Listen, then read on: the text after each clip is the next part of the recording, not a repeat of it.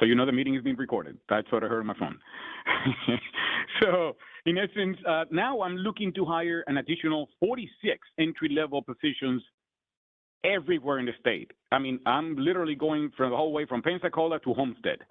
Well, I'm almost certain that I would say 90% of my field offices are going to receive a brand new employee or two in some instance.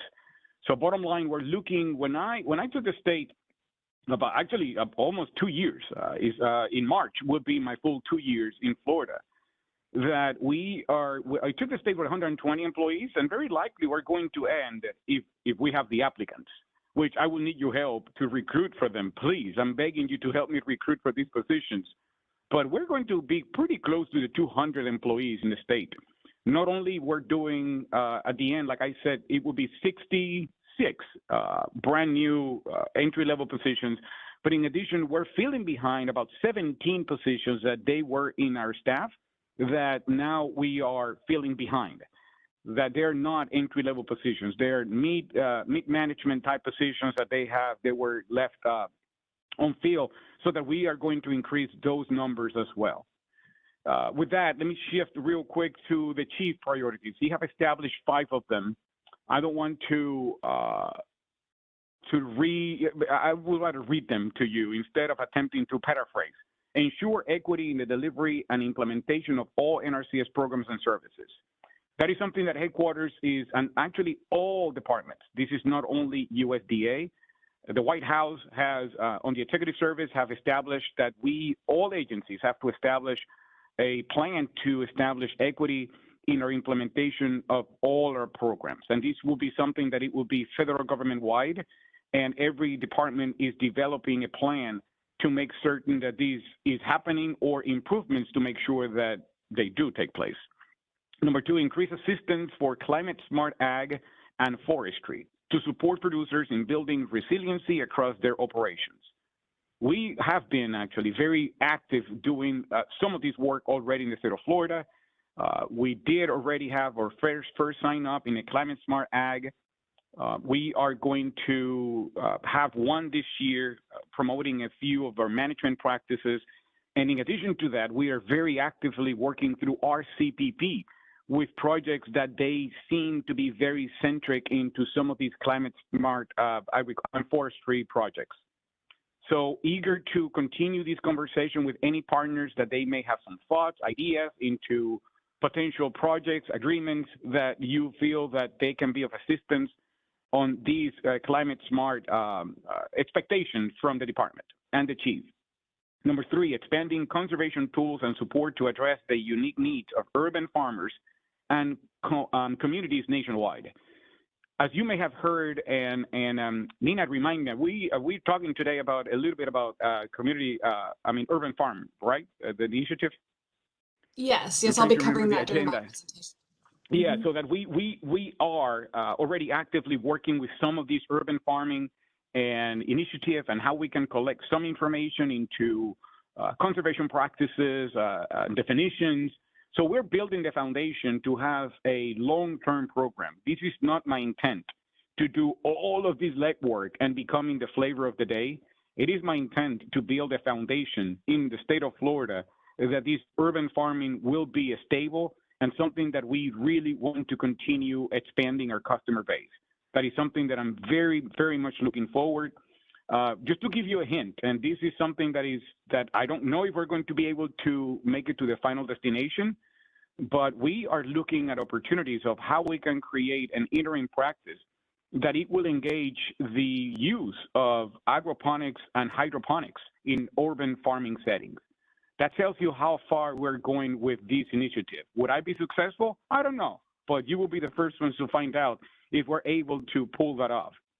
I'm very eager to expand our customer base in many, many aspects. By the way, forestry still very center into my radar. We're still lagging behind in forestry in the state of Florida badly. Our investments as an agency in forestry can be double without hesitation, and we are slowly getting to that point. And to that, actually, I'm looking to hire a state forester for the first time in our NRCS staffing. That is a commitment of pushing forward the expansion of forestry activities in the state of Florida. Let me see. Cultivate a complete and diverse workforce that has the right tools, technologies, and trainings to uphold the scientific integrity of NRCS. That one is mostly internal, but when we actually get all of these brand new employees, we're already gearing ourselves to provide all the tools and trainings that they need to service you guys, because that's what really matters the most, is customer service.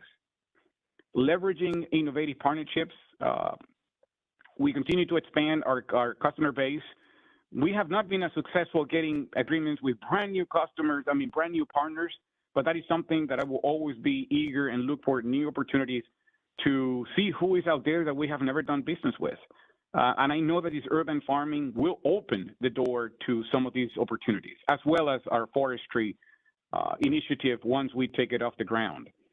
But with that, I wanted to take a chance to maybe answer any questions or clarifications that you may want to hear from.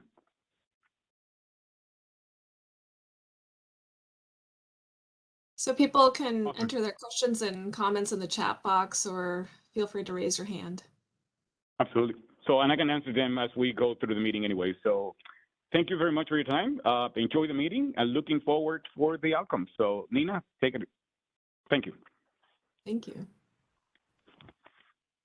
So next up on our agenda, I want to invite President Jeb Smith with the Florida Farm Bureau to provide a few remarks. So Jeb, please go ahead and unmute your line.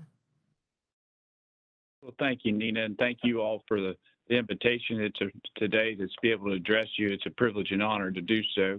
I just want to say thank you to Mr. Hernandez. He and I were able to meet last week, and I just want to thank him for his congeniality as well as the delightful visit. It was a pleasure to get to know him.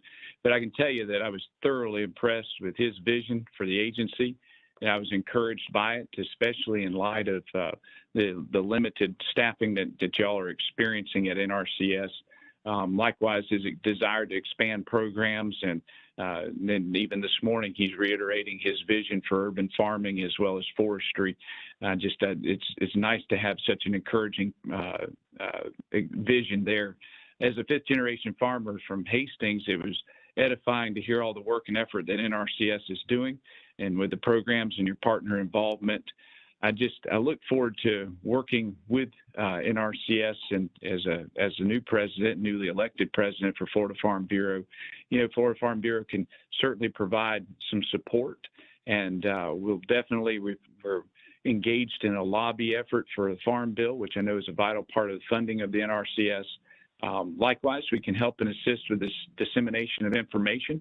We have a proven and productive network that can assist our members as well as each of your clients as well at NRCS and the partners today.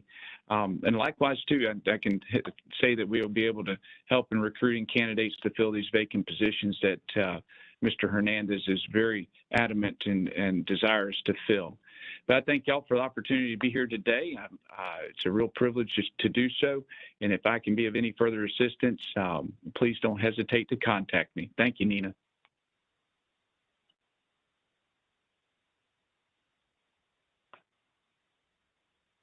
Thank you very much for those remarks. Yeah, I really appreciate it. So now we're going to go ahead and switch gears and get into our programs. And I want to invite Diana Sheridan, our Acting Assistant State Conservationist for Programs, to join us and provide the presentation on our financial assistance programs. So Diana, take it away. Thank you. Good morning. It's a real privilege to be here to present the update on the financial assistance programs that are being delivered in the state of Florida. And you can go to the next slide. This morning, we're going to cover the accomplishments that from fiscal year 2021 in EQIP, CSP, and our Rcpp. And as we go through the agenda, we'll describe those programs a little more. We'll overview the fiscal year 2022 final decisions, including our high priority practices, the source water protection practices, high priority resource concerns, and some of our special targeted funding pools and programs. And I just want to reiterate the comments from Juan on how important your input is in this process. We rely heavily on partners and feedback from our local working groups to determine which practices and priority resource concerns we target with the funds available to us. And then in fiscal year 22, we have a few new initiatives that we will be introducing: the climate smart agriculture and forestry that we've spoken of already today, our urban equip sign up, and then also a new program that is really a bridge between traditional environmental quality incentive program contracts and the CSP contracts, conservation stewardship project program. Next slide. You can go one more. So just to clarify that, the acronyms, and just get us all on the same page for language, our conservation stewardship program is our primary program. It emphasizes management and existing good stewardship of producers. The CSP GCI, the Grassland Conservation Initiative, is a way for producers to continue to receive the base payments that they used to get from FSA. We've renamed that and added some additional requirements, or not requirements, but some additional depth to that program. And we've been rolling that out in Florida. Environmental Quality Incentive Program, you are all probably familiar with that. That is the program that we use to assist producers in installing new conservation practices and providing some cost share incentives for them to increase their conservation on their farms. Equip CIC is the new program that's rolling out in Florida this year, and it's in the same format as Environmental Quality Incentive Program, but it's adding more management practices and more flexibility to add management practices. And then we also have the Rcpp Equip, which is another pot of funds available to our producers. Next slide. So you can see in fiscal year 21, in the state of Florida, financial program assistant, we gave out we obligated about $30 million. You can see the breakdown in the different programs from CSP, GCI, Equip, and Rcpp CSP. This year, our total allocation is very similar and will be divided. We'll have the additional Equip CIC program, and Nina will talk about other partnership programs that may be included for fiscal year 22. Next slide.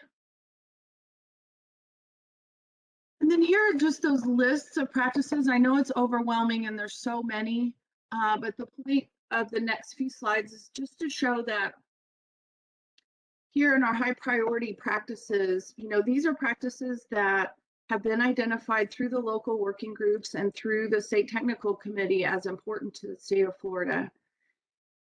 We are able to offer a higher cost share rate, a higher reimbursement to producers who adopt these practices. Our typical cost share is around 75% of the estimated cost, and for our high priority practices, we're offering 90% of the estimated cost of implementing those.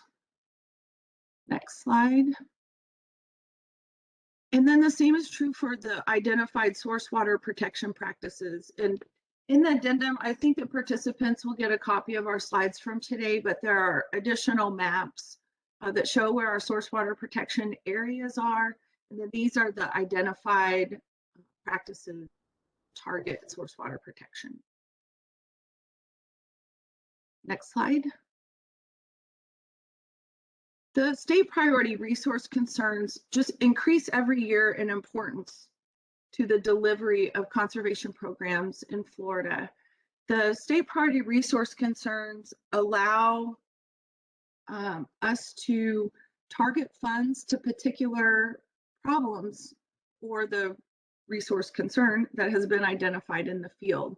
So degraded plant condition, field sediment, fire management, livestock production, pest pressure, soil quality, source water depletion, and terrestrial habitat have all been identified by your group to as important in the state. And this allows us in the competitive fund pools of CSP and EQIP to develop ranking tools that set the producers that are protecting these resource concerns a little more competitive than their neighbors that may not be addressing these items. It is a way, with that $30 million allocation to target those funds to particular issues that we've determined to be a high priority.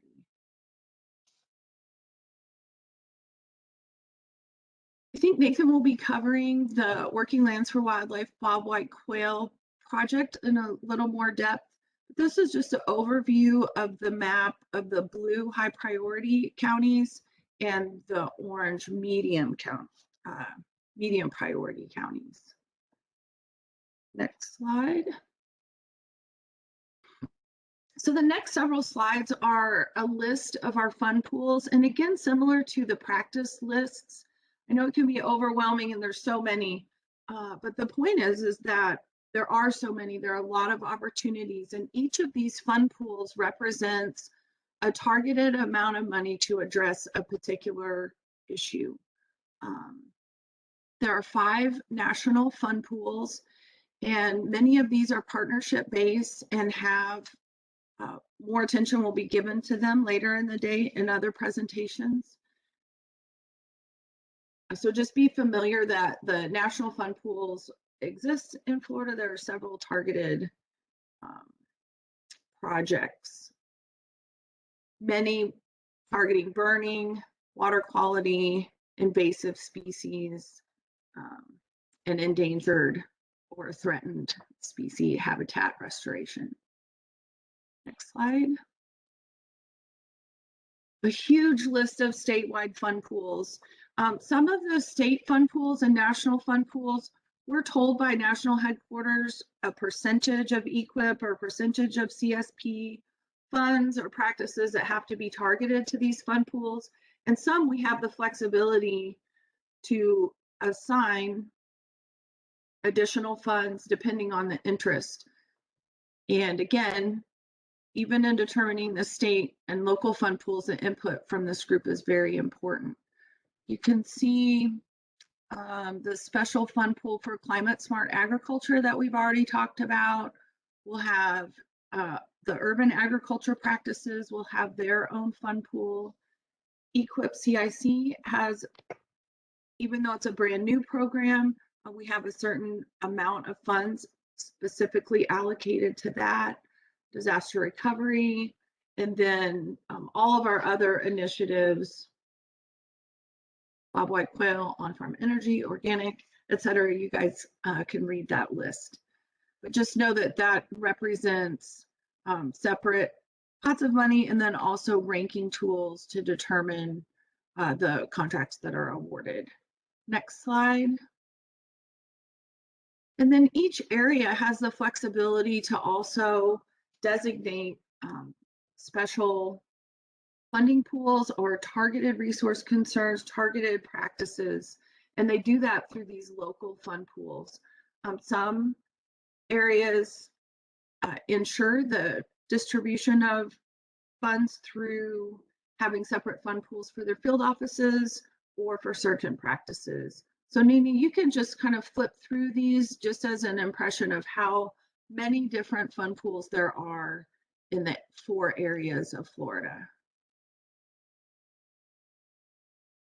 And then area 4. So as you can see, the local areas do have a lot of flexibility with the funds that are allocated at the area level. Next slide. And then just a few slides about our new initiative. So the Climate Smart Agriculture and Forestry Initiative we talked about earlier, it's administered through EQIP as a separate fund pool. And it's targeted at building soil health, improving nitrogen management, improving livestock waste management systems, enhancing grazing and pasture management, and then the forestry practices are included in there as well. So you can see that list of numbers that represents our conservation practices, which are as an addendum in the slide. Conservation cover and cover crops, field borders, filter strips, grass waterways, the practices that you are all familiar with. There's a set of those core practices that will make those applications rank higher in that fund pool to target those specific resource concerns. Next slide. Hey, Diana, there was a request to go back to the Area 3 slide, so I'm going to just go ahead.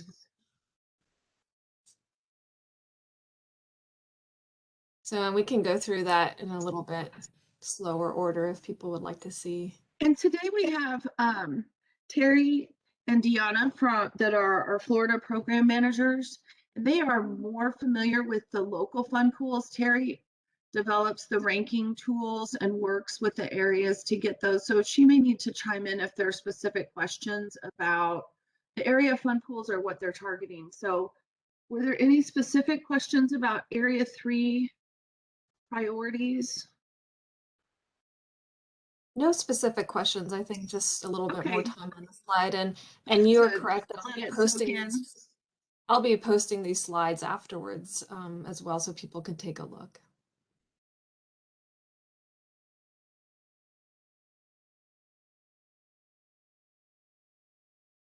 Okay, I think we're good. She just wanted to see what was in her area. Yes, and we can, like Nina said, those are available. The slides will be available, and you can take those with you after the meeting.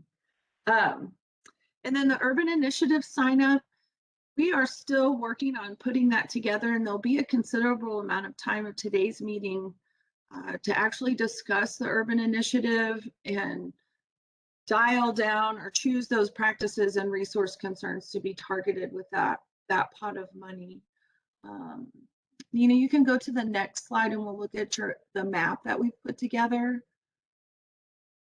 I think probably most of you on the call have been involved in, seeing maps like this or helping us identify a way to designate the urban areas to target those funds. So right now, this is our working map, but it's still in development, so that is up for discussion. Right, Nina, we're still up for discussion. Yeah, so we've got a topic on urban ag that will cover a little bit more on this and resource concerns in particular that people can provide some input.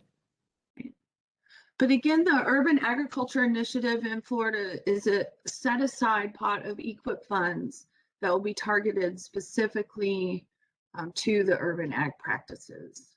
Next slide. And then EQIP CIC, it is a new program and it is different from traditional EQIP and CSP Classic.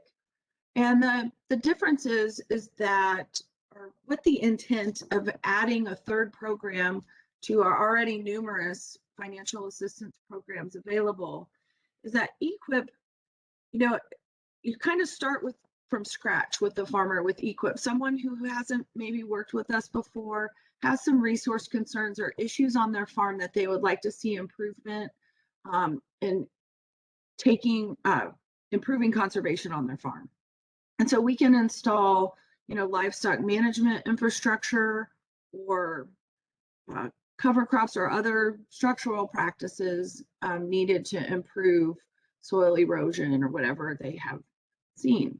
And then we have CSP that rewards farmers for doing a good job. So you have to meet a minimum stewardship level to be eligible.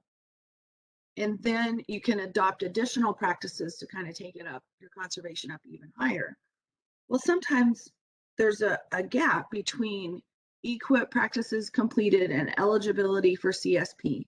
So EQIP CIC was developed to kind of bridge that gap, give people that have installed their infrastructure and are starting their new management systems a few more years and a little more financial assistance to take their management even further and really get accustomed to that higher level of management on their farm.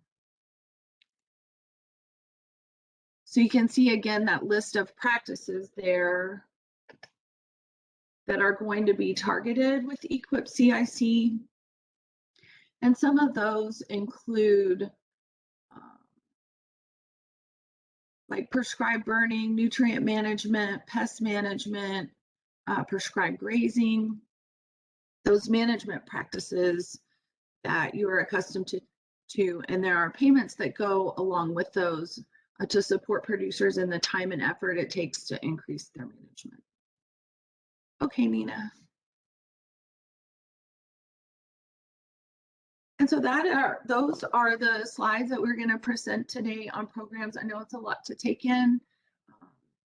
Everyone has a different level of familiarity with the language. So if I glossed over something too quick or you have questions, we'll be happy to answer those.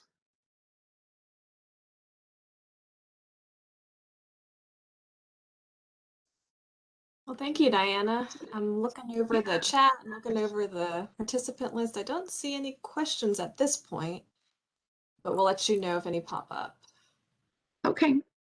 Well, again, it's, you know, the decisions that are made here today and collected through, you know, through your efforts and the polls that go out really do make a difference in how the funds that are allocated to Florida are spent. So it's very important. We appreciate your input. And Then here you are can the skip all those. Yeah. Okay. So this will be included in the packet of meeting minutes provided to folks. Yep. A little more depth, but we could spend all day. Thank you. Well, yeah, thank you very much, Diana. So we're going to be moving on to our conservation easement program. So we have Ronnie Gutierrez, the Assistant State Conservationist for Easements, on the line, and we can proceed with his presentation. Hi, good morning, everyone. Can you hear me okay, Nina? Yes, I can hear you. Okay, good. All right, very good. Well, as we said before, we really do thank you for your time,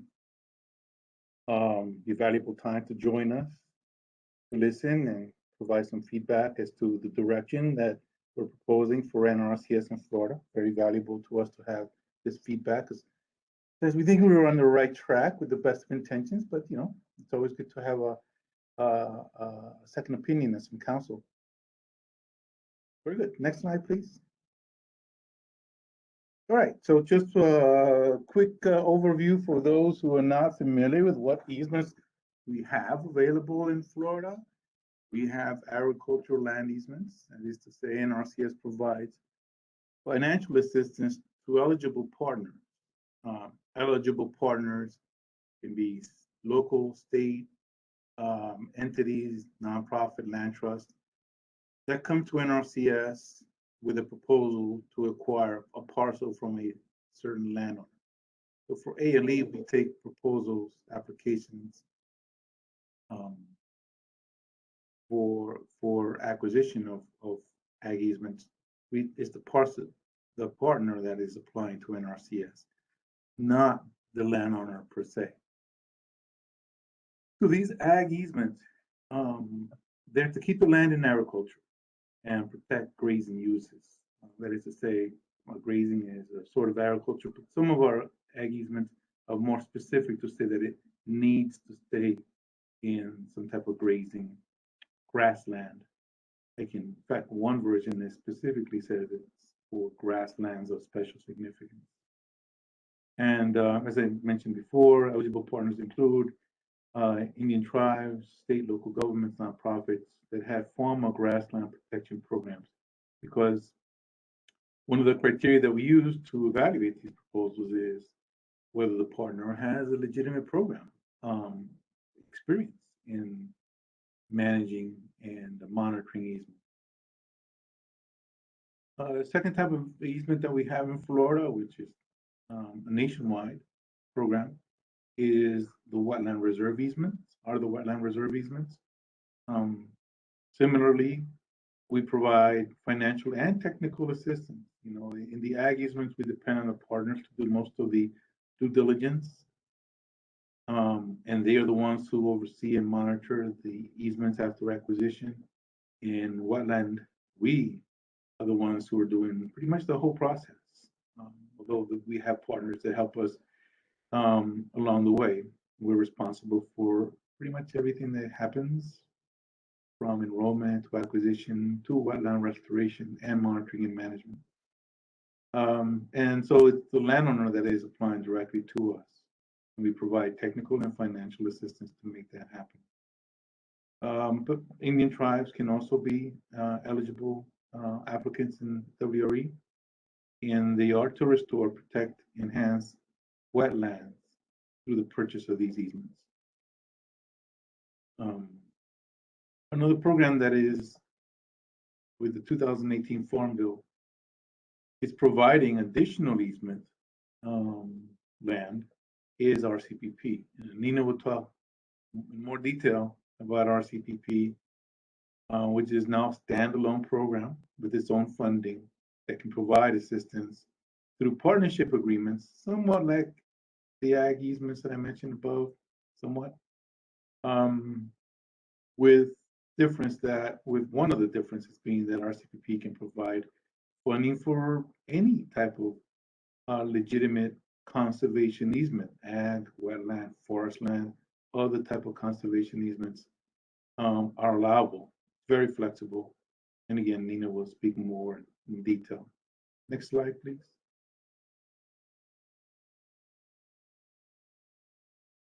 All right, and well, in 2021, for wetland reserve easements, we were able to enroll 2 properties.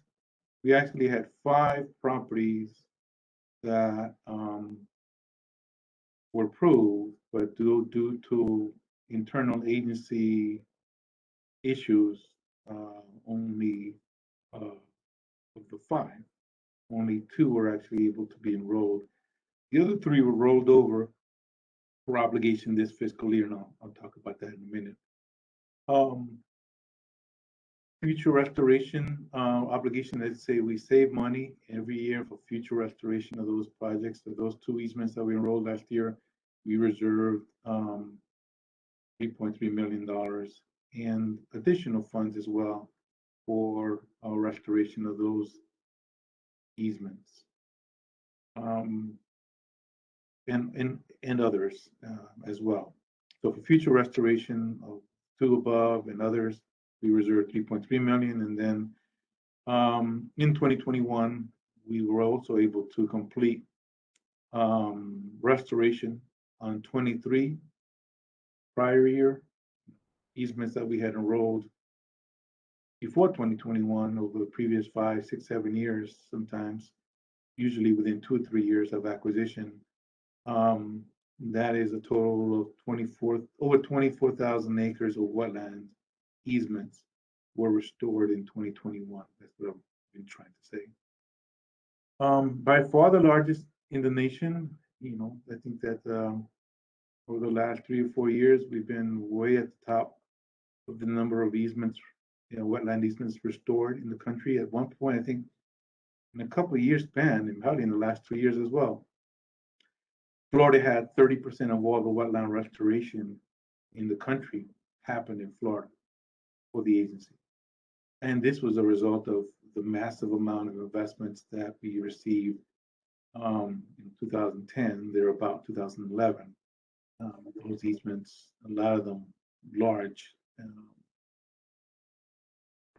took a prolonged amount of time to get through acquisition, through design, permitting, the restoration as well. So it's taken us a while, but we're finally catching up. And I'd say this year, with a little cooperation from weather, Mother Nature, we may actually be able to wave the flag of we're caught up. And now we're just working on recently acquired easements. Ag easements.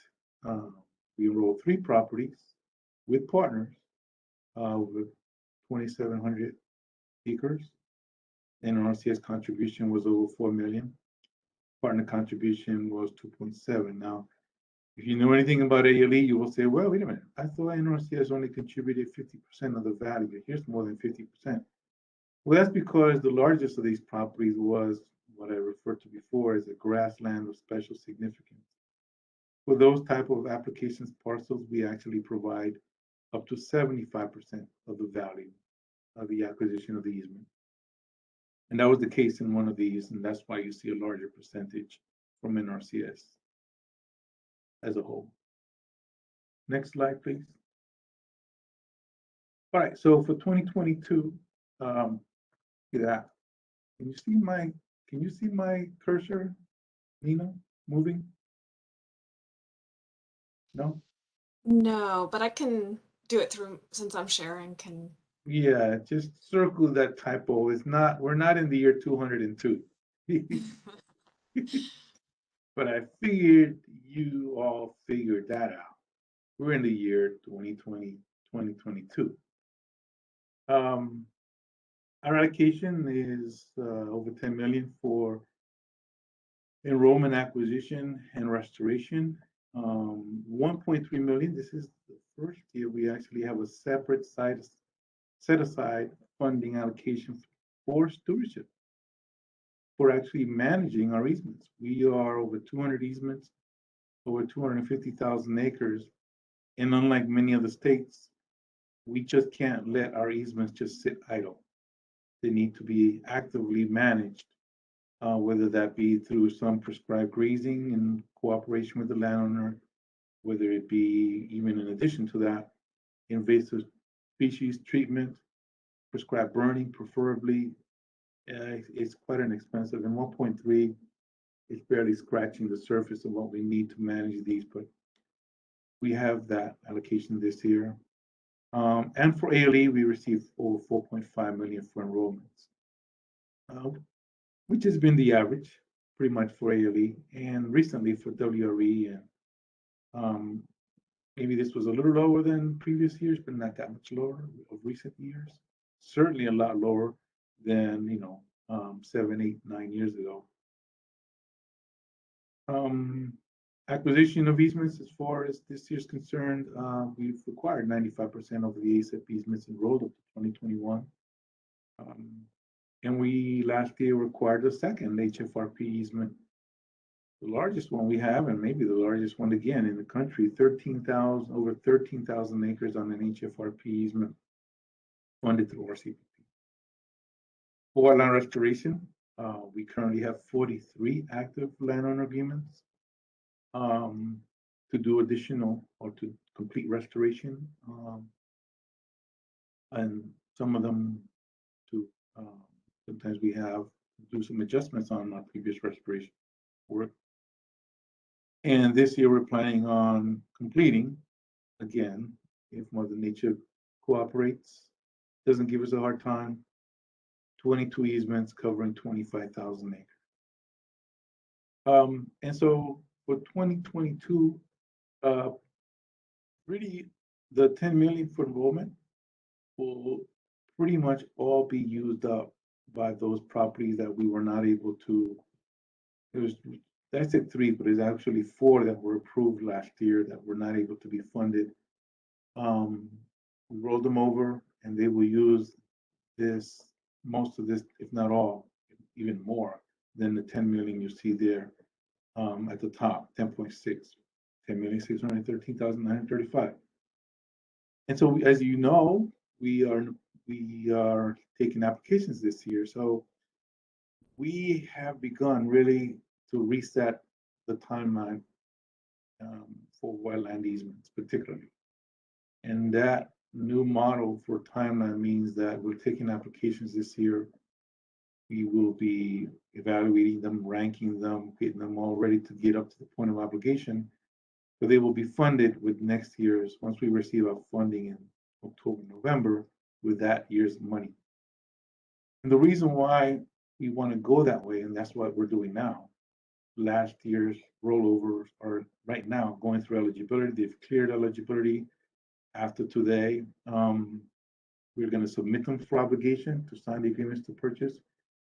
What this allows us is to have more time to, take applications for a longer period of time, evaluate them, appropriately, and not face that September 30th end of the fiscal year rush that the whole nation, the whole federal government, not just NRCS, goes through to madly try to get the money obligated. And this is why last year we were not able to get all our money obligated for those properties.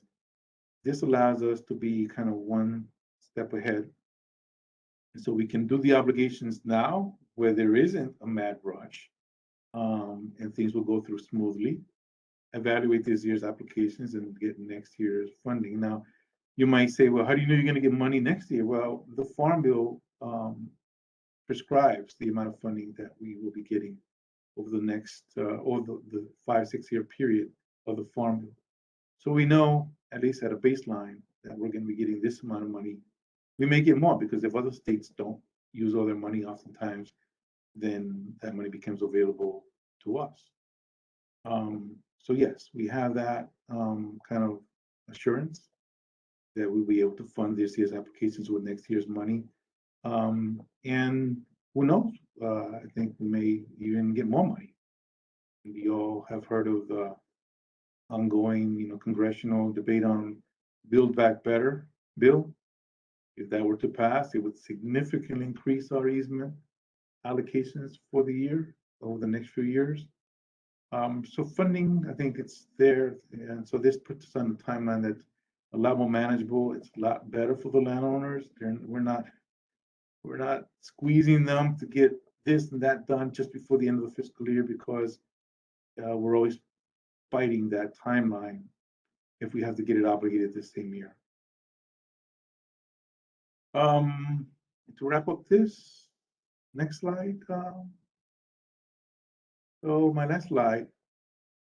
Another change that we're working to make this year is moving over to appraisals for all of our easements, including wetlands. In the past, we would have what would be called a GARC. Nobody ever understood what a GARC was, but they knew that a GARC meant that's how much we paid per acre. The issues with the GARC, they have advantages in that we can tell the landowner, look, here's a table of what we paid for improved pasture, for forested land, if that's what's on your property. That's good. We'll give them a good idea. They know how much, and they can make a business decision, a family decision. The downside to that can be, especially in the market that we are in today, is that we've done that market analysis a year before. Sometimes it can be a year and a half, and the market has changed significantly. And so now those prices don't really reflect realty prices today. The other issue that we're having with GARCs is that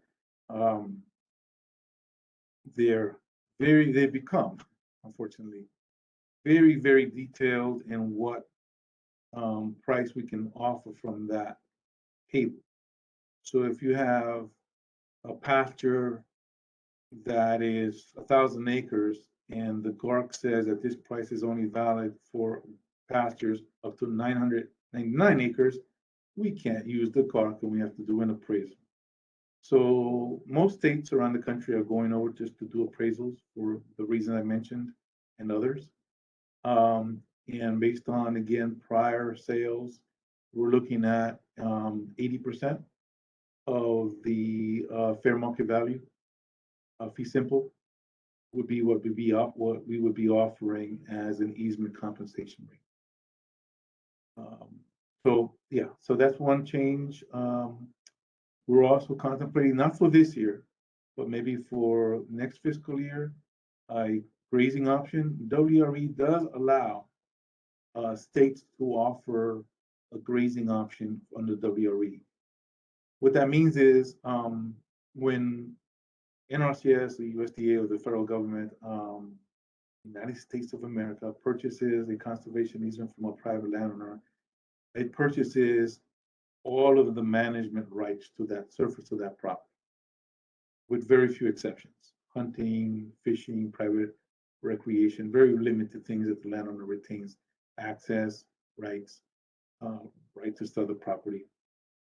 And it purchases everything, so that means that the landowner no longer retains the right to graze the property. But as you probably know, most landowners in Florida request and are approved to graze our wetland easements because, as I mentioned earlier, it's almost impossible to manage all of these wetlands without participation from the landowner, who needs to have an economic interest, and that's by policy perfectly acceptable as long as it's compatible with our wetlands. Anyway, the grazing option would say, we're going to buy the management rights to the easement, but you can keep the grazing rights portion. The landowner will retain the right. You won't have to ask for permission from us. You won't have to be at the mercy of the Nrcs every 5-10 years to reapprove what we call a compatible use authorization. The catch, of course, is that the compensation will be less. So if somebody were to get for a pasture, I'm just going to throw out a random number, $2,000 per acre, that would be what they want to be paid for a pasture. Well, through the grazing option, they would only get 75% of that. So they would only get $1,500 per acre for that property. Is that worth it? That's business decision, family decisions that will need to be made. We think it might increase the amount of people interested, but you know, that's a decision that obviously we'll have to see, and something we're considering for next year.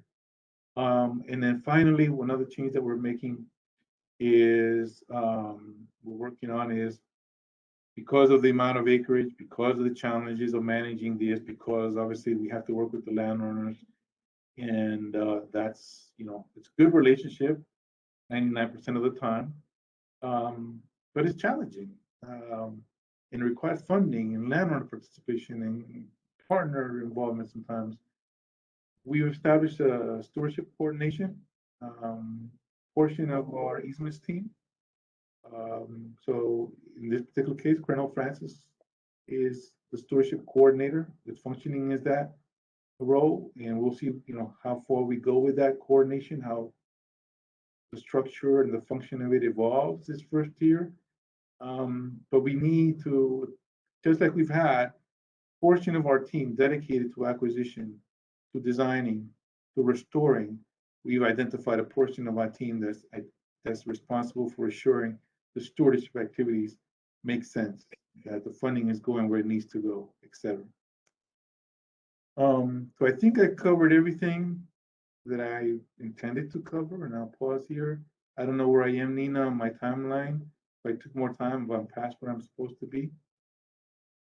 You're good. Juan has his hand raised. Juan, if you had some comments.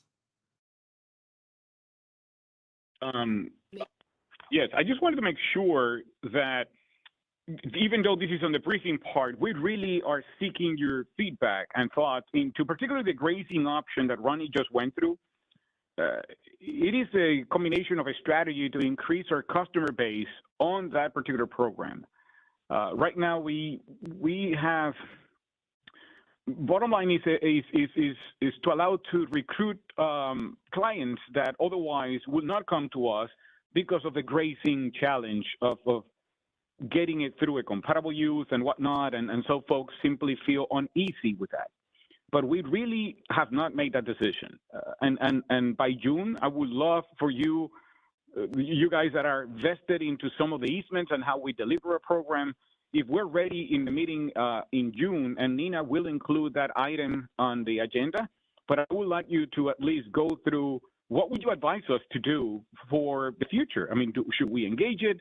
Should we not? And if you have particular questions of what that means, Ronnie will gladly share with any of you as you needed the implications of some of these grazing options and how it works. He went over now, but if you need further details, please let us know. This is very important of how we proceed. I'm not saying that we're going to. This is just an option that we are looking at it very closely. And I will appreciate your feedback when I make a final decision to roll it or not to. But thank you, Ronnie, and thank you all.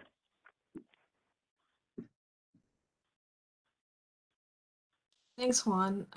So we are to the portion of questions for Ronnie. So if people have questions regarding any of the items he's covered, feel free to raise your hand or enter the question or comment in the chat box. And to Juan's point, you know, when we follow up with you all with the meeting minutes and slides, I will make sure to identify those specific items of which we would really love to hear your feedback. So with that, I'm looking over. I don't see any raised hands. Don't see any comments at this point. Ronnie, are we good? Yeah, and like Juan said, if it occurs to somebody a question later on, you could always ask it. You could always chat it. You could always email me. We'll take it. Whatever ideas you may have, whether it be now or later. Absolutely. Okay, well, thank you so much for your presentation. And we'll be moving on to our ecological sciences updates with Nathan Ficker, our state resource conservationist. Good morning, everyone. Thanks, Nina. Yes, I'm Nathan Ficker, the state resource conservationist. I'm just going to go over a couple things today. So Nina, next slide, please. First is the NRCS Florida 5-year wildlife strategy. The goal here is to show NRCS Florida's commitment to using financial and technical assistance and other resources to create and implement conservation plans that really focus on and are designed to benefit a target wildlife species. This kind of started, I think, a meeting or two ago when Juan brought this up. We put this information out for comment. We received a whole list of species back from people making comments, which was great. We took that list, we looked over it. I worked a lot with Fish and Wildlife Service and the Florida Wildlife Commission. They both had a lot of input on how we developed this. Basically, took that list of species and with the criteria of what we know we can do well, along with things that we want to get better at and new ways to implement conservation practices, and then also with distribution across the state, trying to not necessarily focus on one area or the other, but species that give us a good distribution to focus these resources across the state. So with all those factors put together, we came up with the strategy, and I think it shows best in the chart. That's the next slide. All right, so, and again, we kind of broke this down with, the first table there being northern bobwhite quail and gopher tortoise in the Working Land for Wildlife program. We're already doing that. We've been doing that quite a while. Part of that is a national initiative, and so we're going to continue to do that as long as the national initiative exists. And so that's already rolling. Then as we continue through the 5-year strategy or plan, we tried to come up with a way to get going and implement things that we already have set up, like the quail and the gopher tortoise. We have done some work with Florida panther through CSP. So jump right into this strategy, working with those species and those practices to benefit habitat, etc. And then as the plan goes on, build on that into areas that we maybe haven't focused on as much in the past or haven't done as much work in the past on. And that will give us time to learn more about, how we implement conservation practices to benefit those specific species, maybe look for other program and funding opportunities, etc. So that's why you kind of see the years there of how we're going to implement those along the way. So that's kind of the strategy. We're looking again for input, just kind of a final comment period here on this. And once we get through that comment phase, and if there's any recommendations we need to consider and incorporate, we will. And then this is going to be the strategy going forward. So not sure if I want, if Juan wants to jump in on that. Oh, yeah, his hand is up. So I'll turn it over to him and then see if there's any other questions. So thank you, Nathan. Can you hear me now, or somebody acknowledge? I just want to make sure. Yes. Yep. Awesome. So a couple things that I wanted to add. Florida, or for that fact, many states have not this is the first time that we're doing a wildlife strategy as you see it on the screen. This is our first attempt. We don't claim that it's perfect by any means. But what we know for sure is that the way that we have been doing investments into wildlife have been random to some extent. And I'm not saying that we didn't accomplish benefits to wildlife in the whole state. We certainly did. But one thing is for us to concentrate into a few species so that we can actually, instead of doing what I said yesterday, random acts of conservation, that's what happens when we scatter our funding and efforts and assistance is spread out throughout the whole state to any wildlife that we can think of. So it's great, but I believe strongly that having a more focus and more centric into these species and not changing halfway through. And that is very important to articulate to you guys that this particular feedback, it is pivotal because we have done several visits with this strategy, but 30 days from now, because that is the timeline that we afford for comments, feedback, and whatnot, we will call it good. And it is my full intent, in hand with the U.S. Fish and Wildlife and the Fish and Wildlife Commission, that we're going to plow forward to initiate implementation of a 5-year strategy. So that not only I am seeking feedback, but at the same time, any of your organizations that they feel that we can be at the same line with these species, and if you know of any initiative, any strategy, any funding source, any interest that we can work together in any of these species, I am advising and recommending and begging to come to us. Come to me, come to the U.S. Fish and Wildlife, come to the Commission. We, all three of us, are hand in hand with this. We develop all of these with all the technical advice from the Commission and U.S. Fish and Wildlife.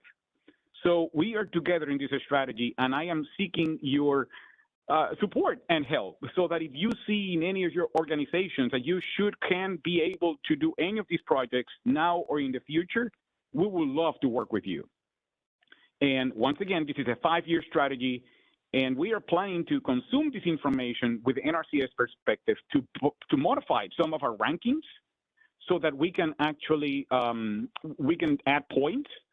We will do the same thing with Rcpp. Priorities will be placed to proposals that they have an engagement with any of these species. EQIP will be ranked, and we were going to do rankings that it will be more advantageous to do some work with these species. I can go on and on into how NRCS is planning to use this strategy to really make a difference. And we really want at the very end account for the differences that we made. And that's okay. I mean, if we were not as successful as I wanted to, we tried. And I don't want to start with the wrong foot saying that we're not going to, but the point here is that we are trying to do something different, and we will learn from this experience. But I am very much looking forward for the implementation stage. And so you know, this is going to start 30 days from the window from today. We are going to immediately initiate our implementation strategy of this actual plan. So with that, I want to yield the floor back to you or Nathan, but thank you. Thanks, Juan. So we do have a few questions in the chat box, and I'm going to just start at the top. Jennifer Webb from the Seminole Soil and Water Conservation District asks, how do we include new species such as manatees and scrub jays? Well, that's why Juan mentioned the 30-day comment period. We certainly are open to recommendations and suggestions. You know, I don't recall if manatees was on the first list. I know scrub jays was. And, you know, we're open to having those discussions again with Fish and Wildlife Commission, U.S. Fish and Wildlife Service. Part of that is when we do habitat work for some of the other species on the list, it's also good for scrub jays. And so, and a lot of different species. But as Juan said, this is a way to try to target and learn how we can benefit these specific species on the plan. But yeah, again, if I may, Nathan, I mean, I couldn't hear who sent the recommendation from the manatee. Who was again, Nina? Jennifer Webb from Seminole Soil and Water Conservation District. Got it. So I have an idea too that it might not be centric into these wildlife strategies, but we will send us the comments, but we can certainly entertain other avenues and possibilities that we can actually work with the manatee in a different fashion, because that is mostly a water quality challenge. So we can actually tackle these by other initiatives and strategies that we have with NRCS, like it's evading me now, Nina, the one that we're working with DEP in Jackson County, the water quality initiative, so that we may entertain some other opportunities that we can do some of this work. So give us a feedback. We will get back to you with if we adopted or if we didn't, and we will give you a reason why we didn't, okay? But great suggestion.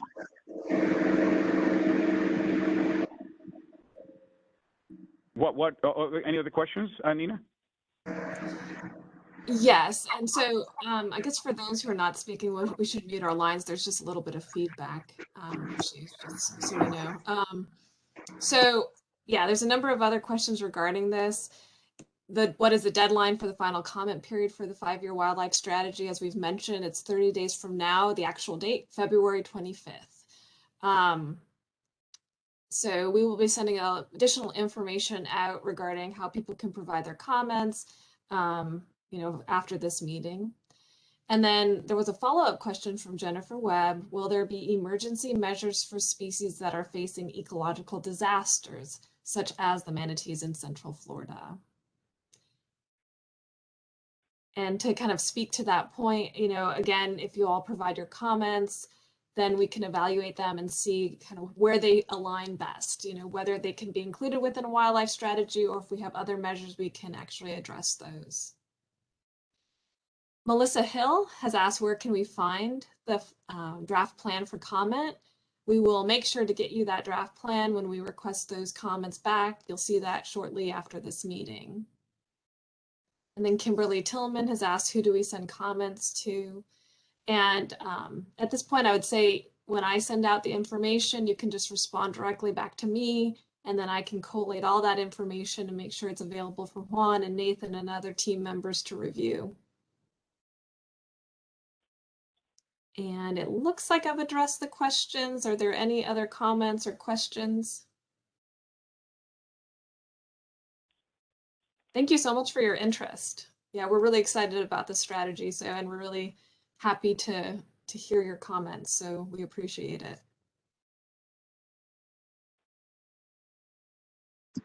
Nathan, if you wanted to get back on the line and yeah, presentation. Yep. So yeah, next slide, please. So this is another topic or item that's relatively new to NRCS Florida. It has been in use in the state of Florida for citrus for a few years now, at a relatively low scale, I guess you would say. But that is the citrus under protective screens. I'm sure you've all heard of the greening disease that is affecting citrus, and this was a development to try to protect citrus trees from that psyllid that spreads that disease and impacts citrus crops. So we are looking into how we can, again, provide assistance, technical and financial, for producers who want to perhaps implement these cups or screens on their citrus operations. And so we're going through that. We were working, we met with folks from IFAS, we've met with other producers, and I am working on that with our national headquarters for, what direction we go with this, what opportunities are there. Our main goals from a resource standpoint would be to obviously impact the pest pressure on the plants, but also there seems to be a proven benefit to water quantity. The amount of water used under these screens is reduced. Nutrient management, overall pesticides that are used goes down. So there are certainly some groundwater quality benefits that go along with this as well. So this is what we're looking into. So just stay tuned as this develops, and we look for what practice to use, to what put this under, and then payment schedule and everything else that goes along with our programmatic development process. So just wanted to give this group a heads up and let you know that this is something we're working on. And if anyone has any information or comments that they think would be helpful, again, use the process to submit comments to us so we can take those into consideration.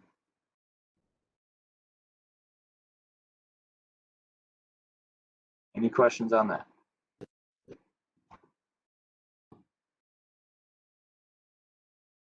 I don't see any questions at this point. Okay, that is all I have for now. So thank you.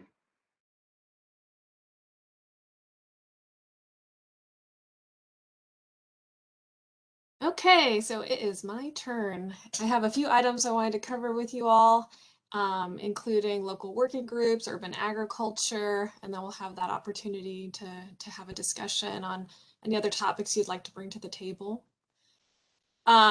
Just to start off, so local working groups, we've gone over these groups in the past and the process that we've instated to try to make these meetings more predictable. And so I wanted to just provide that kind of overview of, where we are, the process, provide you a summary of the local working group meetings that had occurred from October to November, and then any actions we're taking moving forward. So on the screen, you'll see outlined the local working group process that we've established. We've got, first off, in July of every year, NRCS will be releasing the local working group questionnaire. And so this includes questions related to our programs and resource concerns that we're looking to the local working groups to provide responses. In September, we have been coordinating with the Association of Florida Conservation Districts to ensure that all the meeting details that are taking place across the state are included on our website and their website so people know how to participate. And so it's really that September timeframe that we'll be releasing that information so everyone knows where their respective local working group meetings are going to be taking place. And then from October to November, that's when the local working group meetings are held, and those questionnaires are submitted to NRCS so that we can take a look at them and determine what recommendations we can incorporate into our program and natural resource priorities. So the January State Technical Committee meeting today will be providing a report on the summary of those local working group responses. And then finally, during our June State Technical Committee meeting, we'll be providing a final report as to how we were able to take a look at those recommendations and incorporate those into different program decisions. So we are at the stage where I'm providing this summary report.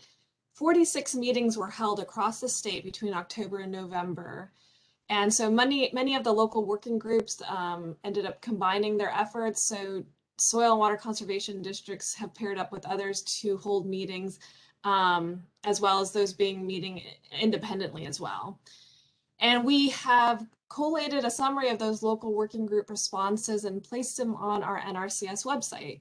I've included the link here, but you can also search NRCS Florida local working groups and see the webpage pop up with our summaries. And really importantly, like I mentioned, we take a look at those recommendations, and the ones that we received during this last group of meetings will be reviewed for fiscal year 2023 program and natural resource decision making. And I've included here a summary chart of the fund pool recommendations that we received during those October-November meetings. As just a reminder, NRCS has 4 administrative areas in Florida. We've got Area 1, that's the Panhandle. Area 2 is North Central Florida. Area 3, Central Florida. Area 4, South Florida. And so here you can see in this chart, the funding pool, top 3 funding pool recommendations by area. So Area 1, their first choice was grazing, second choice cropland, third choice forestry and water conservation. Then you can see Area 2, forestry is their top choice, water conservation second, and cropland. Area 3, grazing is top choice, second choice brush and herbaceous weed control, The third choice is cropland. And finally, area 4, the top choice was cropland. Invasive species is second, and water conservation is third. So that was the funding pool recommendations we received in terms of looking at all the responses and the numbers that showed up in terms of first, second, and third choice. We also asked for feedback on priority resource concerns by area. And I won't read off this chart, but you can see across the state, the first choice for resource concerns, second choice, and third choice. Pest pressure, you can see, is a very big issue in areas 1, 3, and 4, as identified by the local working groups. And a number of others have been identified. So per my process in terms of the chart I laid out earlier, like I said, we're taking this summary, we're taking a look at what and how we can incorporate this within our decision making. And so the June State Technical Committee meeting, I'll be able to do that walkthrough and show you, where we've identified these priority fund pools and resource concerns and how that input from local working groups helped inform that decision making.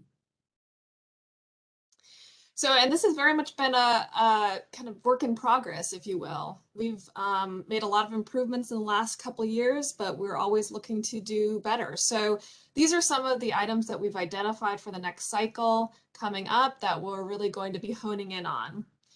First one is to provide, what we're calling an introductory packet to local working groups, really outlining this process, the roles and responsibilities of the group, a little bit of training on the questionnaire, and then how we're utilizing those recommendations. And I know that there are some folks out there who've been participating in these meetings for a while. This will be a nice refresher.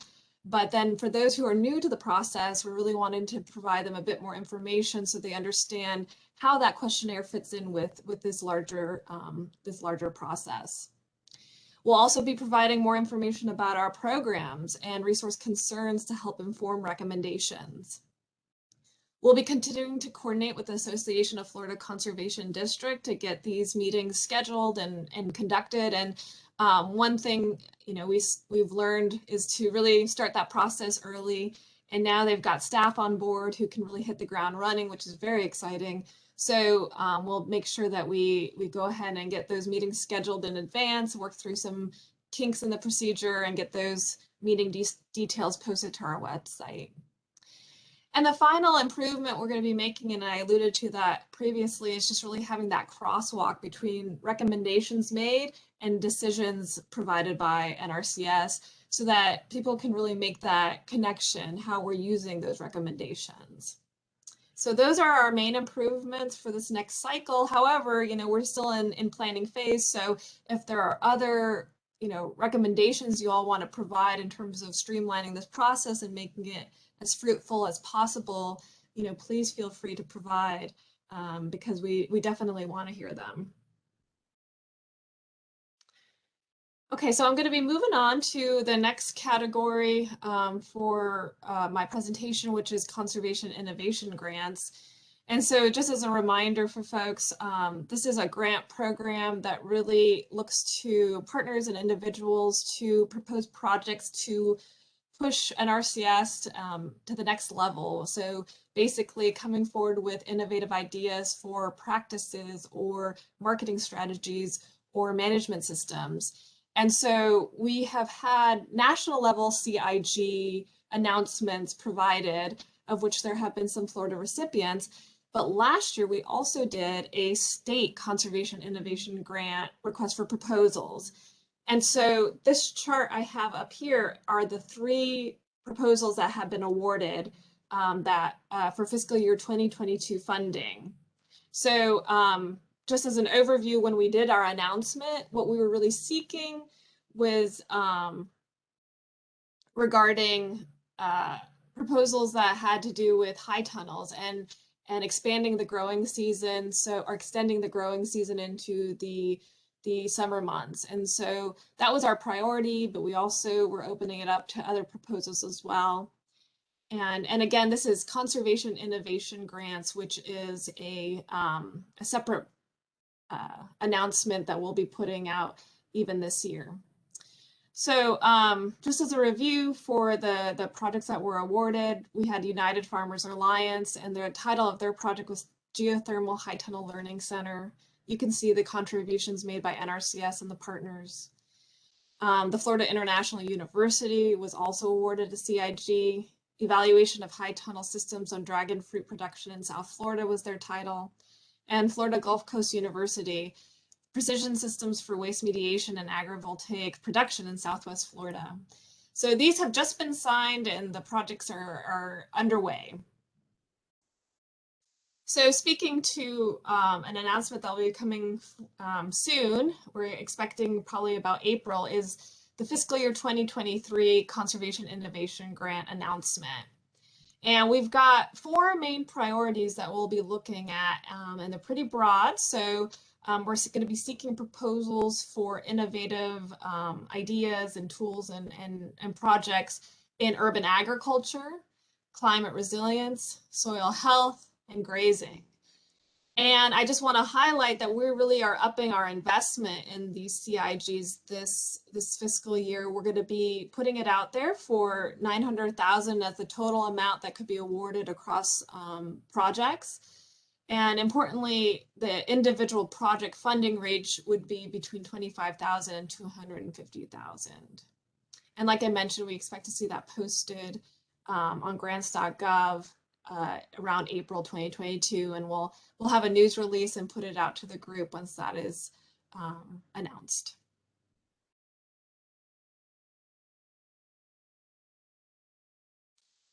And then I also want to touch upon an open announcement for applications that's happening right now for the Regional Conservation Partnership Program. And so as just a refresher, this is our premier partnership program where we're leveraging our funding and our technical assistance and outcome metrics to be able to hone in a specific geographic area with our partners and get conservation on the ground. And there are really 4 core principles to Rcpp that we like to highlight and want to see fleshed out in proposals or applications that come towards us. And that includes impact. So looking at the conservation activities proposed, whether they're conservation practices or easements, and making sure that they are really making an impact in the area proposed by the partnership. Partner contributions is a big part of Rcpp. So, whatever investment you're requesting from NRCS, we're looking to see at least a 1-to-1 investment coming from the partners. It can be cash, it can be in-kind contributions as part of that partner contribution. There's also innovation is a big part of Rcpp. So, partners that come to the table with innovative ways to address resource concerns, innovative ways to measure outcomes of a project. Those are things that we're seeking when looking at Rcpps. And then partnerships and management. So just making sure that a proposal that's submitted to NRCS has a group of partners who is capable of implementing a project from beginning to end with us as a partner. So Regional Conservation Partnership Program, the announcement is out now. The deadline for proposals is April 13th. The national office has set up a really nice website on how to apply. And so you can see the funding announcement there. They did conduct a webinar. For those who may not be as familiar with this program, you can learn really the background and basics of it. And you should expect to see that webinar recording posted on the website as well. I serve as the Rcpp coordinator for NRCS, so if there's any questions on this program, feel free to reach out to me. I've included my email address on this webpage. Okay. So before I move on to the Urban Agriculture Subcommittee, I'm going to pause right here and see if there's any questions on things I've covered so far, regarding the local working groups, regarding conservation innovation grants or Rcpp.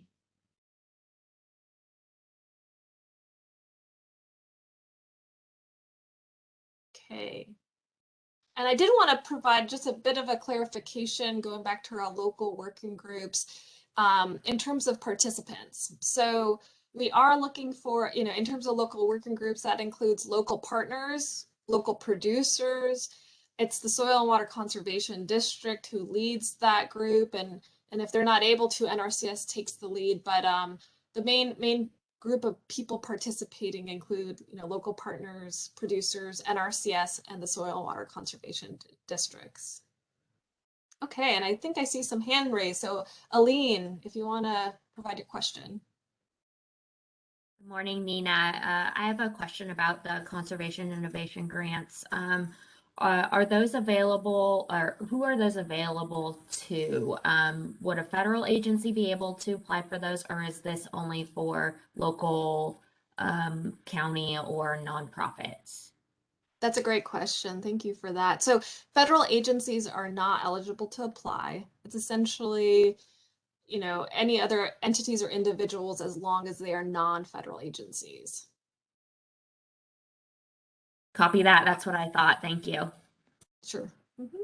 And I see there's a hand raised and it's identified as call-in user 13. So if you want to go ahead and provide your question or comment. This is Paul Still. Hi, Paul. How are you? Good. I just want to comment briefly on the local working groups. I'd really encourage you, as I've already mentioned in the information I sent you, that you provide funding directly to the soil and water conservation districts to promote the local working groups. I think I'm probably the only producer in Bradford County who would ever think about looking at the NRCS website or the AFCD website to find out about a local working group. And so I think it's really important to have a plan to engage our producers more effectively, and that's going to require a little bit of funding. One action that would be very helpful would be that if USDA would do a mailing to the farm supply or farm service agency of their contacts. But here in Bradford County, that's going to miss a lot of people who are potentially could be interested, particularly in forestry programs. We're seeing a big shift here of people coming in and buying, 15 to 150 acres of forest land with no idea of how to manage it. And so it's going to be real important going forward as the major landowner here, Rayonier, sells off its property to have programs available.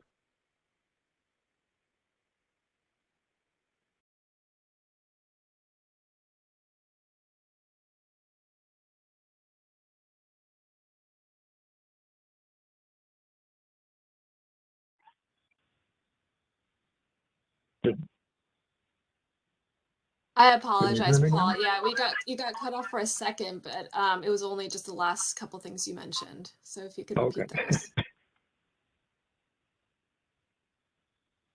And then the other thing I wanted to comment on was it actually goes back to easement programs. We were fortunate enough here in Bradford County to get a almost $2.5 million under the emergency watershed program.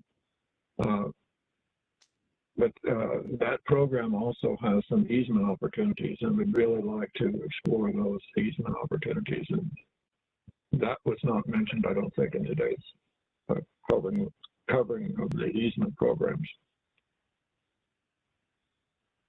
Thank you so much for your comments. Yeah, no, I really appreciate them. And for the larger group, yeah, one thing Paul had provided to me was a letter just kind of outlining some of the recommendations on local working groups, which I've now provided to Association of Florida Conservation Districts, and we're planning on reviewing those and looking to see what we can kind of incorporate to make our process smoother. So, just thank you so much for those comments. And regarding just getting in touch with more producers and making sure that they're aware of these opportunities, we'll definitely be looking into different ways we can do that in consort with you all as the districts and also FSA. So, mailings may be an option, and we'll be talking about that a little bit more with our outreach for sure. So appreciate that. And then finally, there is an easement option sorry, there's some feedback here.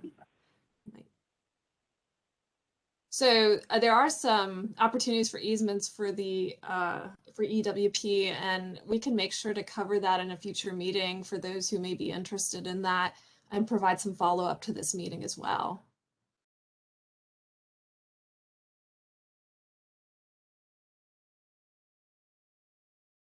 Okay. Any other comments or questions?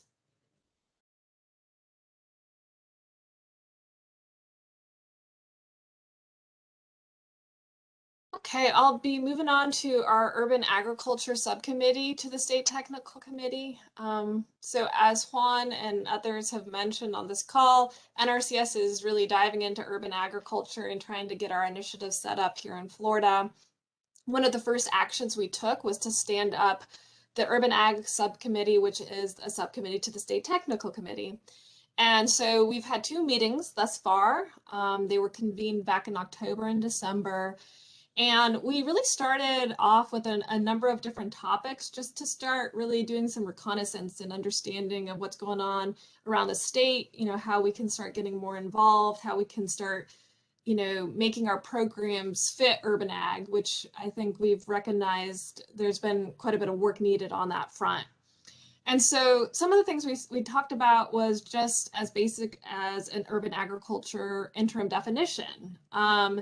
And, you know, initially our thoughts had been to tailor like a very, you know, specific definition to urban ag. And as we heard feedback from the subcommittee and talked internally with other NRCS folks, we realized that one of the better ways to handle this is really to leave the urban agriculture definition pretty broad and really hone in on areas using our maps.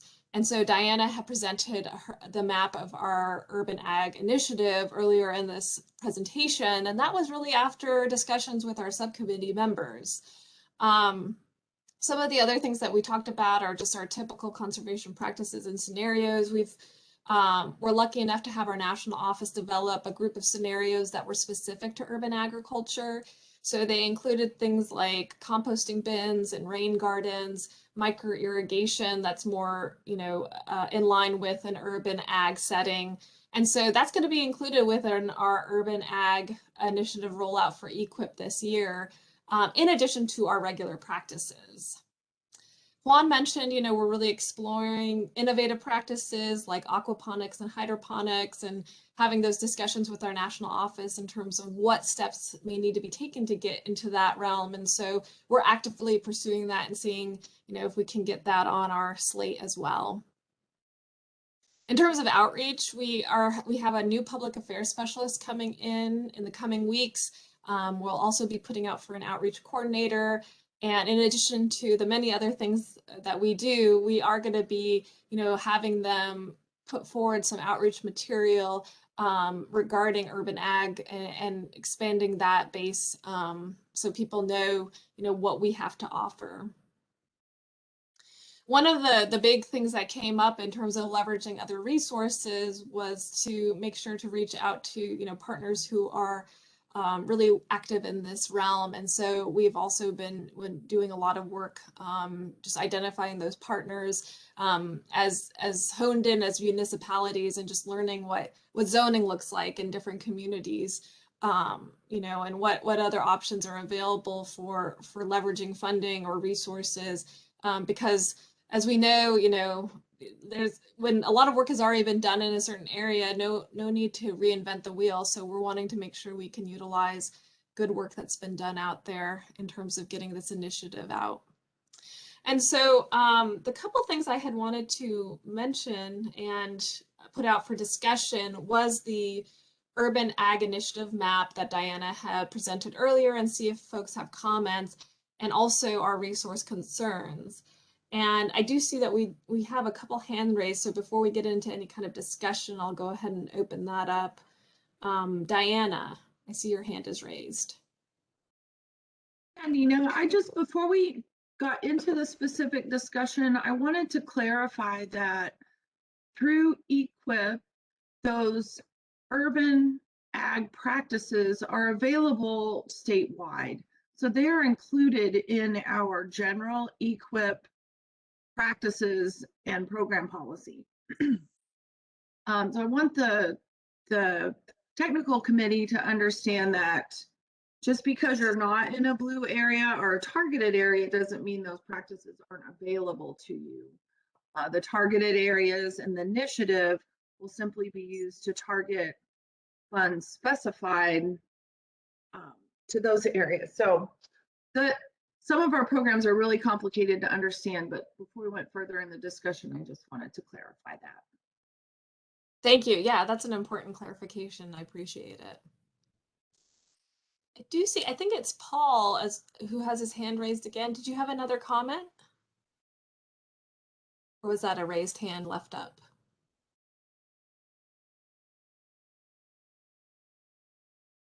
Okay, I think we may be covered. I'll move on to the discussion. Okay, well, so the first item that I wanted to present to you all had to do with priority resource concerns for urban agriculture. I've listed here our full suite of priority resource concern categories, and I've highlighted those recommendations by the Urban Ag Subcommittee that were put forward as the top 3 priorities for that initiative. So that includes degraded plant condition, field sediment, nutrient, and pathogen loss, and source water depletion. And so just putting this out there to the group, if you have any comments related to this list that's been provided as recommendations, if there's other priority resource concerns for urban agriculture that you all think would be really important to include, then yeah, feel free to put your comment in the chat box, and also raise your hand if you have a verbal comment.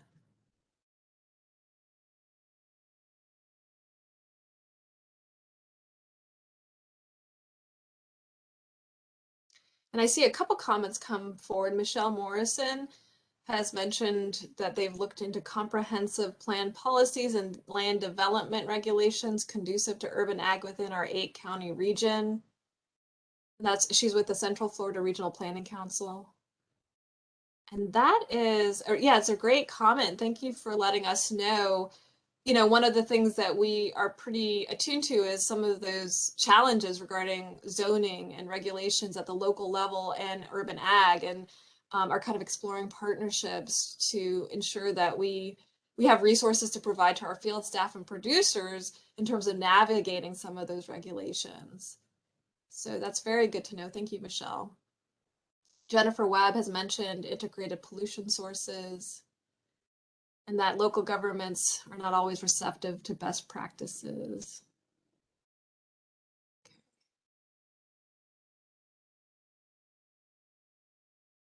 And Michelle Morrison just clarified that her comment was in relation to regional food systems resilience. Okay, thank you for that information. So any other comments or questions related to resource concern priorities? And so just tying back to what Diana had mentioned during her presentation, you know, we take the resource concern priorities and we're able to, you know, take a look at our ranking for our programs and ensure that we're really highlighting those resource concerns that are important on the landscape for our specific programs and initiatives.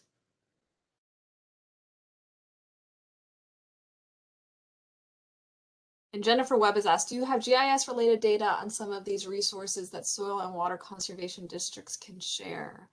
Yeah, and so in terms of my response to the group, I can include some maps as well, so that people can provide their feedback even after this meeting with regards to, you know, the priority resource concerns and some of our other maps that we've provided.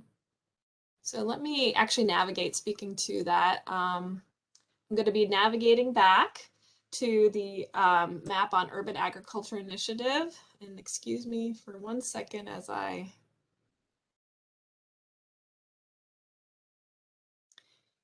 get back to that map. I realize that I need to span backwards.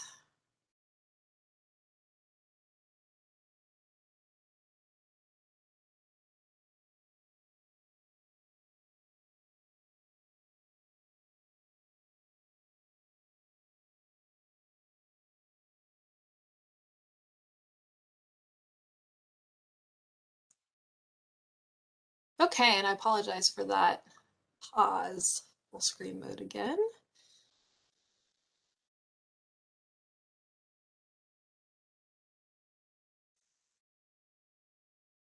Okay, any other questions? So let's see, here's our urban agriculture initiative map.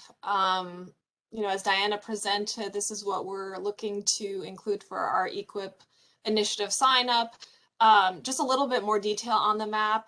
So the blue polygons are US Census urbanized areas, and the urbanized areas is defined by greater than 50,000 people. And we do have a 2-mile buffer that we've included around those areas. And that's something that's been recommended by other states as they've rolled out initiatives. They realize having that buffer area has been really helpful and important. So this is another item to put out just for y'all's comment in terms of areas to highlight for our initiative as this first go around. Okay, I don't see any other questions or comments or raised hands, so if there are none, I'll just make sure to include it in my follow-up so people can respond accordingly. Okay.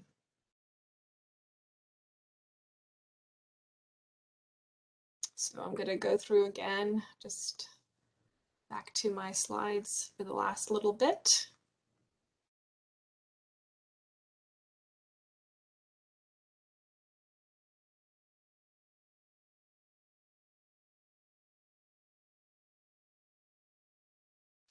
Okay, so if there's no other questions or comments at this point, then I'll go ahead and move on to the last section of our presentation. That's going to be partner reports. And I wanted to invite Emily Purcell, who's the Regional Conservation Director of Ducks Unlimited, to come on the line and provide our partner report. Hey, thank you, Nina. Can you hear me?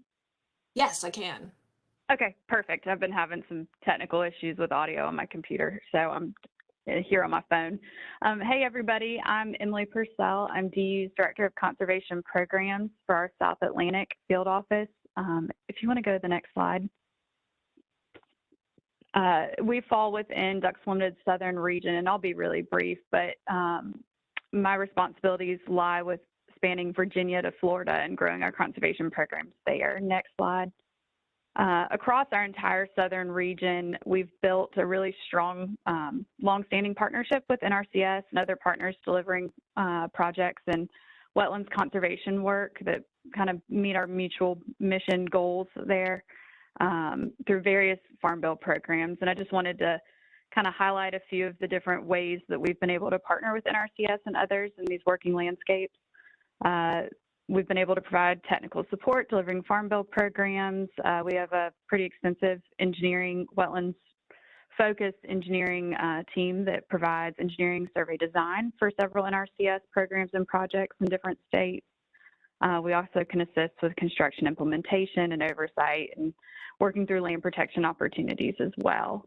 Next slide. And just to give you kind of a screenshot of some of our past and ongoing partnerships across the region. For well over a decade, we've been working in the rice stewardship program in the Mississippi Alluvial Valley, the Arkansas, Mississippi, Louisiana, and Texas, typically funded through Rcpp, but it's a program that's focused on working lands conservation, primarily looking at water quantity, quality, and wildlife habitat with a special focus on the farmer's bottom line. So making sure that we can work with them to improve ag practices so that water stays on the landscape a little longer, obviously with a benefit to waterfowl, especially in that landscape, but really to water quality and wetlands conservation. And that's been a really successful program that we've been able to assist Nrcs in delivering that mutual objective there. We've also worked across the region, including in Florida in the past, on WRP, WRE projects, a lot of engineering design for hydrologic restoration projects and reforestation projects. Down in Texas, we have the Texas Prairie Wetlands Program that's been going on for over 30 years, and that's focused on enrolling private landowners into wetlands-related programs. So we do a lot of technical assistance there and work with NRCS's engineering team to oversee and deliver projects. And then Here in South Carolina, we've recently received an Rcpp as a partner and a group of partners to do some more land protection in the PD region. And then next slide. And then just to briefly wrap up, I really just wanted to take this opportunity. I know we're probably a little bit of a newer partner at the table in this group, and y'all probably spoken to Jeff Beal, our regional biologist based here in Florida. But what I'd love to do is find ways that we can all, whether it's with NRCS or other partners on this call, work together to support our ag producers and our working lands, but also provide quality wetland habitat there. So please feel free to reach out to Jeff or myself as opportunities may present themselves. And I just wanted to thank you, Nina, for giving us a few quick minutes just to make an introduction. So thanks. Well, thank you, Emily. It's really cool to see some of the projects you've been working on in the Southeast region. And so, we'll definitely want to follow up with you all and, look for different ways that we can leverage our resources. Does anyone have any questions for Emily? Hey, Nina, this is Juan. Can you hear me?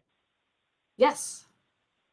Yeah, I mean, I think that it would be great for us to schedule time with Ducks Unlimited to see what are their priorities in the state and where can we have some synergies to start working with potential projects like Rcpp or whatnot. So she's dead on. We have not had any meaningful, that I know of, relationship with Ducks Unlimited in any formal agreement as of today. So I would love to engage into any opportunity with you guys as an organization. So let's schedule a time to go over what points we can start, see where you're going and what we can work together. Wonderful. Yeah, I'll be reaching out to you. We'll get something on the books soon. I appreciate it. Thank you. Thank you.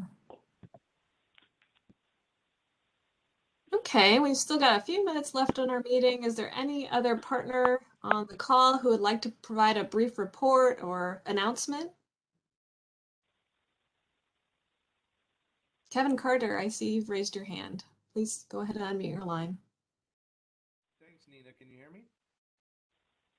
Yes, it's a little soft. Let's see. Okay.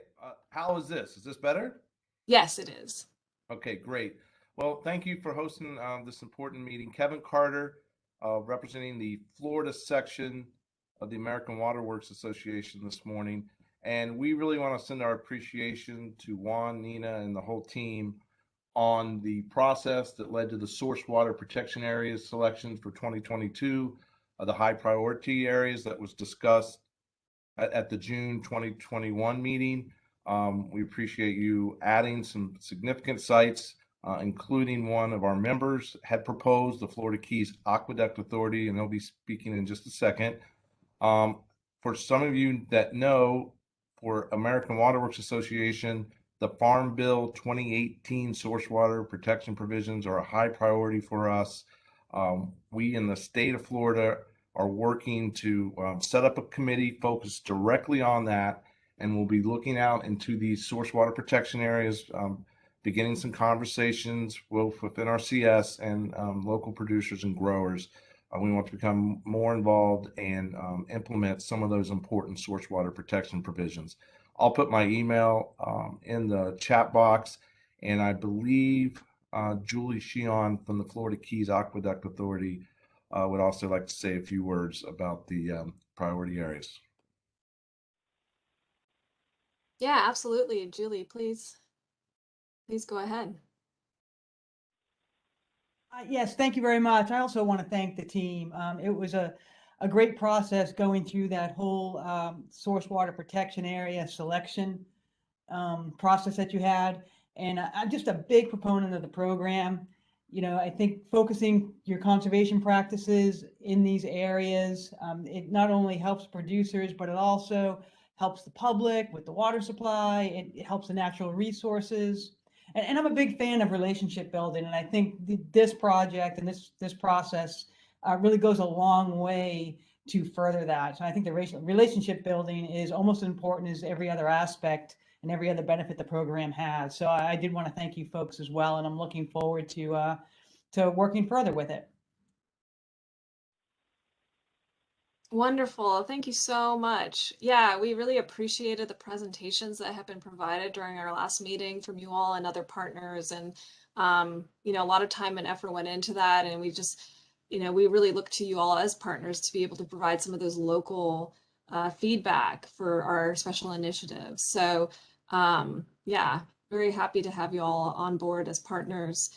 And I understand from a couple people there may have been some issues with sound, and I just wanted to reiterate that I'll make sure to provide as much feedback as I can via email for those moments maybe people have missed, along with the items that, you know, you can provide some recommendations to us. Okay, and so I do see an announcement on our chat from Jennifer Webb. Just want to highlight for those people participating that Seminole County is hosting the 2022 Florida Land Judging Competition on April 1st. And they're looking for partners to work with to make it successful. So you can reach out to either Jennifer Webb with the Seminole Soil and Water Conservation District or Brian Zielinski, who's our district conservationist out there, if you would like to help. Well, thank you for that announcement. Okay, I don't see any other comments or raised hands, I don't believe. So I always like to kind of wrap up our state technical committee with a reminder for folks to sign up for email updates if you haven't already done so. You can visit the main page of Florida NRCS. There's an area to sign up for email updates. So any funding announcements or opportunities for comments or meetings will be posted, and you can receive an update on that. So just encourage you all to visit and sign up. So if we don't have any other further questions or comments, I'll go ahead and invite Juan back on to provide closing remarks. Sure, thank you. So can you hear me, Nina? Just want to make sure. Yes. Nina? Oh, okay, awesome. So as you can tell throughout the whole conversation that we have had this morning, all that I wanted to close this meeting with is that you by now have been able to see obviously what is my sole intent in the state of Florida. Is twofold. Is number one, increasing or more or less is diversifying our customer base. I really want to diversify who do we work with, who we have worked with, and how we offer these services. Not only I'm looking to diversify who do we work with, but what do we offer as an agency? We have many, many options that we have simply not taken advantage in the state of Florida. And the only way that we can do that is with your help and participation, which I am very appreciative by you being here on the call alone. That is a great step forward to accomplish that. And the last thing that I wanted to bring is that I want to increase the level of financial assistance that we bring to the state. I am adamant that the level of funding that we receive in the state is not what it should be. The reality is that it is my goal to bring the commensurate or appropriate resources to the state of Florida to help resolve some of these tremendous research concerns that we have throughout the state. And the only way that we can do that is to show performance, not only to show the need, but to show that we're getting it done. And that is how I want to close today, just because I would not walk away from that topic. You will always see that common denominator in every single action. Anything that you see is one way or another is getting to that final goal of either increasing resources to the state or diversifying what and who do we work with. So with that, I wanted to thank you all for your feedback, always appreciative, and looking forward to our meeting in June. Have a great day. Thank you, Nina.